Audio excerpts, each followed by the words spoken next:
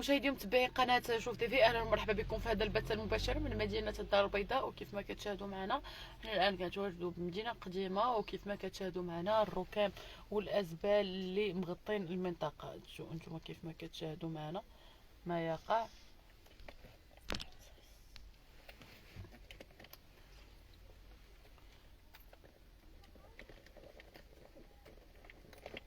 في غيابنا من المسؤولين ديال المنطقه، شوفوا مدينه قديمه كيفاش ولات، في حين ان مدينه قديمه كانت واحد البلاصه اللي نقيه، بلاصه كلاس.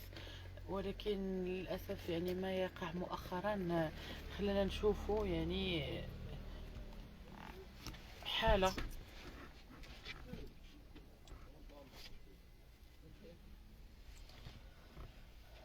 كارثيه بالمنطقه. نتوما كيف ما كتشاهدوا معنا، شوفوا الركام، شوفوا شحال ديال الركام، شوفوا شحال ديال الازبال، شوفوا راه المنازل كيبانوا، المحلات ديال الناس. يعني كنتمناو ان شاء الله ان الناس المسؤولين يديروا شي التفاته، يحيدوا الازبال، يحيدوا هاد المخلفات هذه.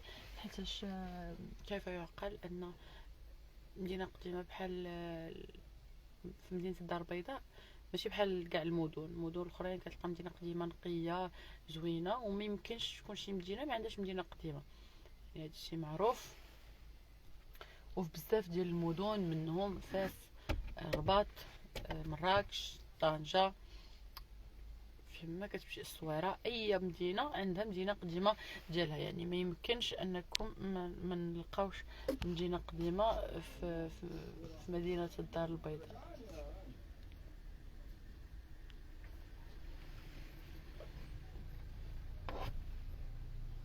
ولا تكون مدينة قديمة مكرفسة.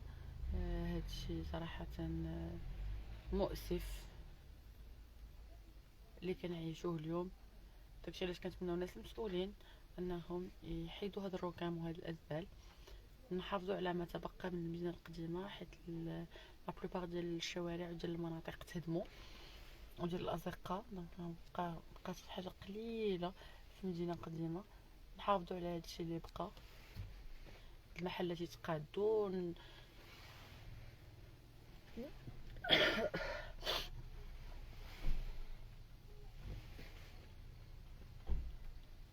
وهنا مشاهدي ومتابعي قناه شوف تيفي، كنكونوا وصلنا لنهايه هذا البث. كنتمنى ان شاء الله نكون قربنا لكم من ما يقع. وهنا وبقى لي الا نقول لكم السلام عليكم، نهاركم مبروك، وكنتمنى لكم ان شاء الله بون ويكاند.